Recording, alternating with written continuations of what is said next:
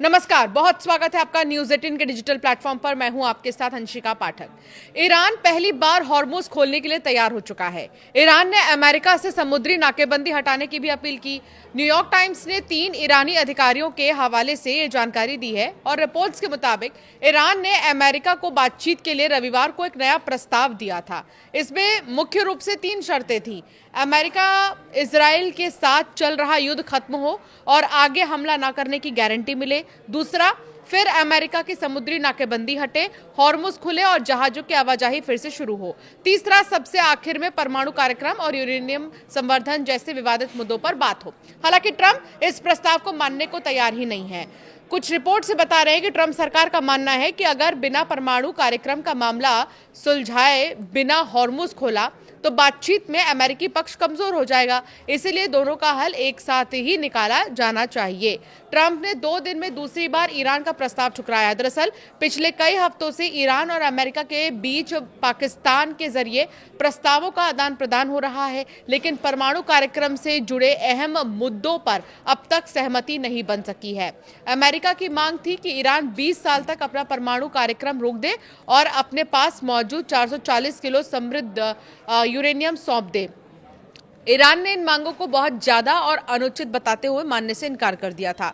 Iran का पहला प्रस्ताव जो खारिज हुआ वो आपको बताते हैं। 5 साल तक यूरेनियम संवर्धन पूरी तरह रोका जाएगा।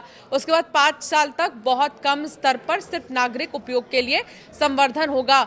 अपने यूरेनियम भंडार को कम किया जाएगा। आधा हिस्सा अंतर्राष्ट्रीय निगरानी में ईरान में रहेगा, बाकी आधा रूस को दे दिया जाएगा। ईरान ने 26 अप्रैल को यह प्रस्ताव दिया था, जिसे ट्रंप ने ठुकरा दिया। इसके बाद ईरान ने अपनी रणनीति बदलते हुए कहा कि अभी कठिन मुद्दों को अलग रखा जाए, पहले युद्ध खत्म करने से जुड़े कदम उठाए जाएं, जैसे हॉर्मुज को खोलना और नाकेबंदी हटाना, और बाद में परमाणु कार्यक्रम जैसे जटिल मुद्दों पर बातचीत की जाए, जिसे 27 अप्रैल को एक बार फिर से ट्रंप ने ठुकरा दिया।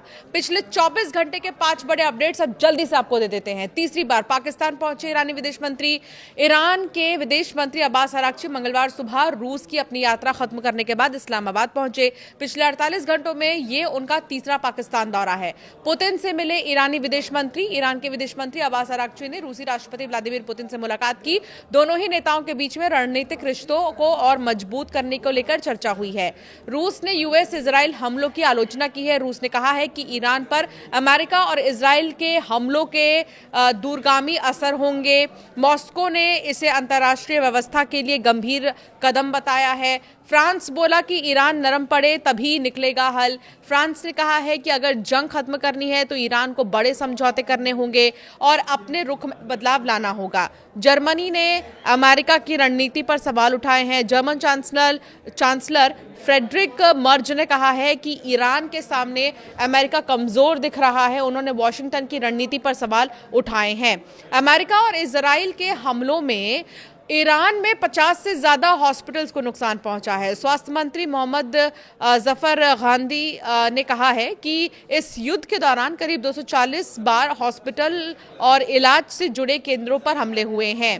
इससे लगभग 50 हॉस्पिटल्स को नुकसान पहुंचा है और करीब 50 इमरजेंसी सेवाएं जो है प्रभावित हुई हैं। मंत्री ने यह भी कहा है कि ईरान ने इन सभी हमलों का पूरा रिकॉर्ड तैयार किया है, यानी हर हमले की जानकारी और सबूत इकट्ठा किए गए हैं।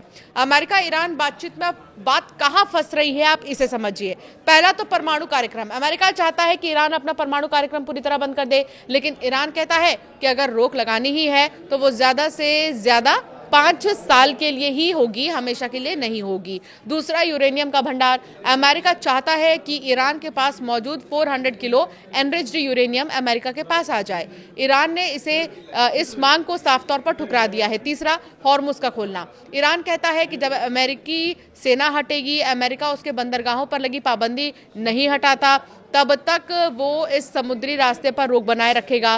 तो वही अमेरिका कहता है कि जब तक पूरा समझौता नहीं होता पाबंदियां नहीं हटेंगी। चौथा, फ्रोजन एसेट्स। ईरान चाहता है कि उस पर लगी पाबंदियां हटाई जाएं और उसके करीब 20 अरब डॉलर जो कि सीज कर लिए गए हैं वापस किए जाएं। पांचवा, युद्ध का हार जाना। ईरान का कहना है कि अमेरिका और इजराइल के हमलों से उसे जो नुकसान हुआ है उसके लिए करीब 270 अरब डॉलर का मुआवजा दिया जाए।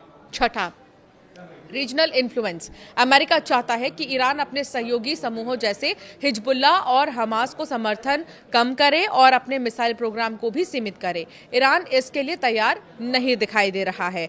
तो बातचीत कहां अटक रही है ये तो आपको बता दिया हमने। दूसरी तरफ ईरान चाह रहा है खोलना स्ट्रेट ऑफ हार्मूज, लेकिन कई ऐसे जो शर्त हैं जिनको लेकर बात अभी भी अटकी हुई है। इसको लेकर बातचीत का सिलसिला जारी है।